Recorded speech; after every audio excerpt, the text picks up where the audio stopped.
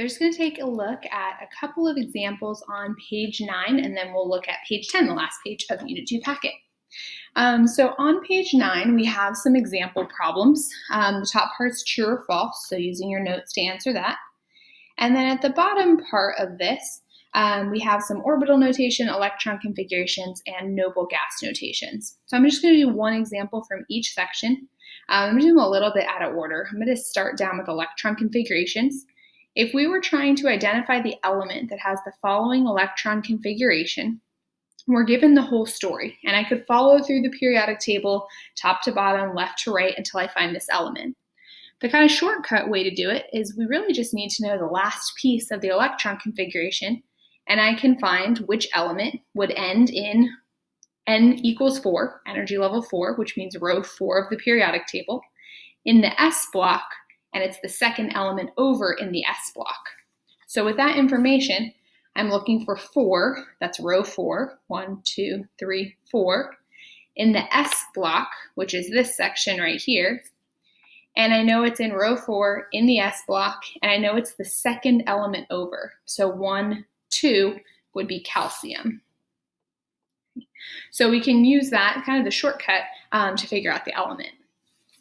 Down below, we can write the shortcut configuration for given elements. So for example, let's look at uranium, because that's going to be the hardest out of these. So for uranium, if we wanted to write the shorthand, that means the noble gas notation. The first thing we need to do is figure out what noble gas uranium has already passed. So uranium is here, number 92. So I'm going to move backwards. Here's number 89. From 89, I'm going to go 88, 87, until I get to something that was in this column, moving backwards. So that's Rn, radon. From there, I just need to say what comes next. So after radon, I would come back down here to read the rest of this until I get to uranium. I'm in row 7. This is the S block.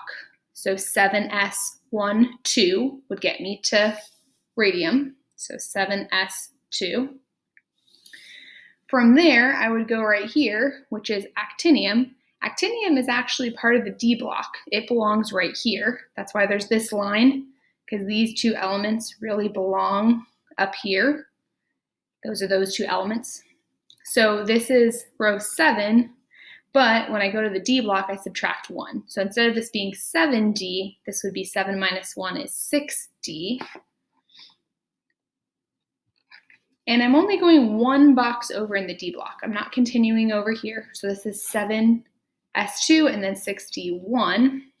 And once I've gone through this one, now I jump down to this section, and the letter for this section at the bottom is F. And if I count across for uranium, 1, 2, 3 would be our exponent, since uranium is the third element over in the F block. And then for this one, I have to just keep in mind that this is 7S. When I go to D, I subtract 1 to get to 6. And when I go down to the F block, I subtract another 1. So this is 4F, and this is 5F. 7 minus 2 would get me 5. So that's a little bit weird, but that's just one of the trickier ones. All right. For orbital notation, let's take a look at titanium. So for titanium, for orbital notation, we're essentially writing the electron configuration, but we're drawing it as a picture instead of writing it. So titanium's down here. In order to get to titanium, I would start at the top. This is 1s, 1, 2. So in the 1s orbital, I draw a line for the orbital, and I write 1s. Instead of writing 1s2, I write 1s as a line, and then I draw 2 arrows, one pointing up, one pointing down. Next is 2s2. So here's my line for, I'm drawing this in the wrong spot. 1s, this is titanium. 2s2. Okay. Next, I'm still in row 2, but now we're going to go over here to the P block. So 1, 2, 3, 4, 5, 6, 2p6. For the 2p orbitals, the maximum number that can be in the 2p orbitals is 6, but remember each line that I draw can only hold 2 electrons. So if I need to hold 6 total, I need to draw 1 line, 2 lines, 3 lines to hold 6 electrons. There's always going to be 3 lines anytime that we draw p orbitals. Okay, and I draw my 6 arrows on there. Next up is 3s2. So I'm going to draw a line for 3s and draw my 2 arrows. And we're almost done. Our last section here is, we're not almost done, we have another row. So we're at 3p, and if I count across, that's 6. Again, I need 3 lines for the p orbitals because there's 3 different ways to draw the p orbitals. Next, we're in 4s2. So 1 line for 4s, 2 arrows. Now we're almost done. Titanium's right here. This is the D block. It's not 4D though, it's 4 minus 1, so 3D, and it's 3D2. So for this one, I have to be a little bit careful. In order to know how many lines I need to draw for the D orbitals, I have to think about what the maximum exponent would be for D. How many D electrons can there be total? So 1, 2, 3, 4, 5, 6, 7, 8, 9, 10 would be the maximum. If I wanted to draw 10 arrows and each line can only have 2 arrows drawn on it, that means that I would need 5 lines because there's 5 different D orbitals. And we talked about this back on page 6 as well. For D, there's always going to be 5 orbitals that could hold a maximum of 10 electrons. Okay. All right, so once I have those 5 lines drawn, we said it should be 3D2, so I need to draw 2 arrows. And remember that when we're drawing 2 arrows, we have to spread them out. So I draw 1 on the first line, and then I draw the second arrow on the second line, so it's not on the same line, and they're both pointing the same direction, up. So that's just an example of how to identify an element from a configuration, how to write a noble gas configuration, how to draw orbital notation. Okay. All right, let's go ahead and take a look at what we see on page 10. So the last piece of this, we're going to look at what are called valence electrons. Valence electrons are electrons that are in the outermost energy level, or the outer shell, if we draw the Bohr model. Really what valence electrons are is it's just the number of s and p electrons that the element has in that farthest energy level. And these are the electrons that are involved in bonding, which is going to be really important when we get to Unit 4. Okay. Core electrons are the electrons that are in any inner ring for that element. So, for example, a phosphorus atom has 15 total electrons. Here's the orbital notation drawn for phosphorus. If we wanted to count the valence electrons, we're just going to look at which energy level is the highest. So I have energy level 1, 2, 2, 3, and 3. Energy level 3 is the highest. So all of these are considered valence electrons because they're in the highest energy level. 1, 2, 3, 4, 5, valence. All the rest of these are core electrons. If I know there's 15 total, 5 of them are valence. 15 minus 5 would be 10, should be core. And I could count those here, 1, 2, 3, 4, 5, 6, 7, 8, 9, 10 to confirm. The fastest way that we're going to figure out the number of valence electrons is you find the element on the periodic table and you just count from left to right across, only counting anything in the S block and anything in the P block. So to get to phosphorus, 1, 2, 3, 4, 5 is the total number of S and P electrons, left to right. If we were counting germanium's valence electrons, we would do the same thing, 1, 2. We never, ever, ever are going to count the D electrons. They're never the valence electrons. So we would count 1, 2, and then 3, 4, 5. Every single thing in this row is going to have 5 valence electrons. Every single thing in this row is going to have just 1 valence electron because it's just about counting from left to right. And that's summarized down here. So this is the number of valence electrons in each element. And we don't really talk about valence electrons at all for the D block or the F block. It's just for elements in the S and the P block, just left to right, 1 through 8. Okay. All right. The octet rule we're going to come back to a lot more again in Unit 4.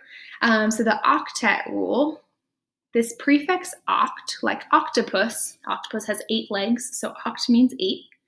The octet rule, atoms tend to form chemical bonds to reach a full outer shell of 8 valence electrons. This is kind of the magic number for elements.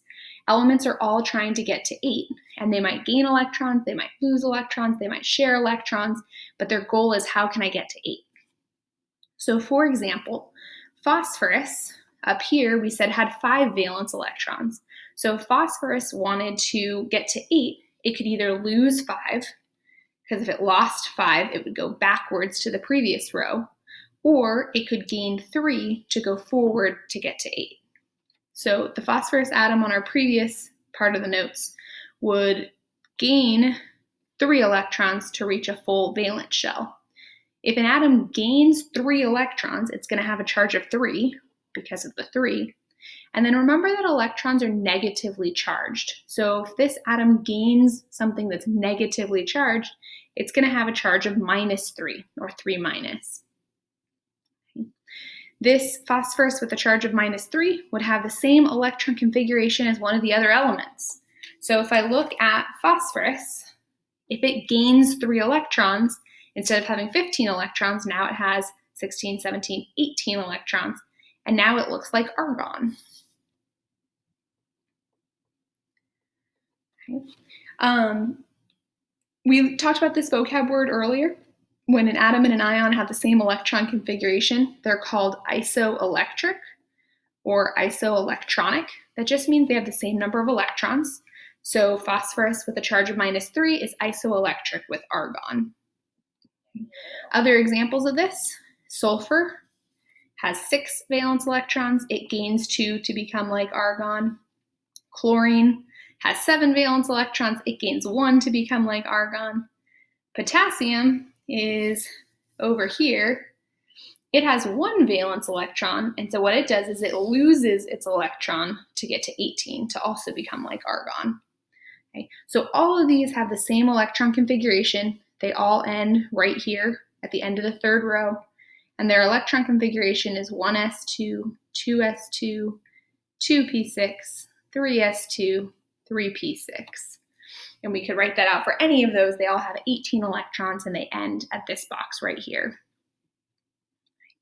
Since atoms gain or lose electrons to get to a full energy level, we can use the number of valence electrons that an element has to predict what type of ion it is likely to form in a compound. So what that means is that we know that if an element has 7 and it wants to get to 8, for example, 7 to 8 means it's going to gain 1 electron. So all of these elements are going to have a charge of 1, and because they're gaining electrons and electrons are negative, it actually has a charge of -1. All of these elements have 6. To try to get to 8, that means they have to change by 2 electrons, and they're gaining, so they all have a charge of -2. We already said for phosphorus, it's going to gain 3, which means it has a charge of -3. This column right here, the 4 column, gets kind of confused because it wants to get to 8. It could gain 4, but it could also lose 4 to go backwards to get to the previous row's 8. And it gets confused and it doesn't do either.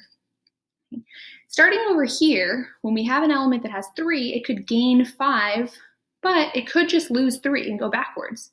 Lose 1, 2, 3 to become like this element.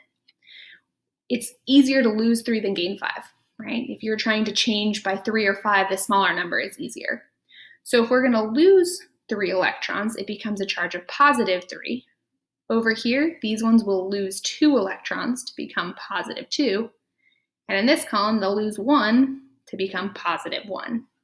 So we can actually predict the charge of all the different elements just based on the number of valence electrons that they have. Down at the bottom, there's some practice problems. I'll scan these so that they will be available, but it's practicing with valence electrons, core electrons, ions, and looking at this idea of octets as well.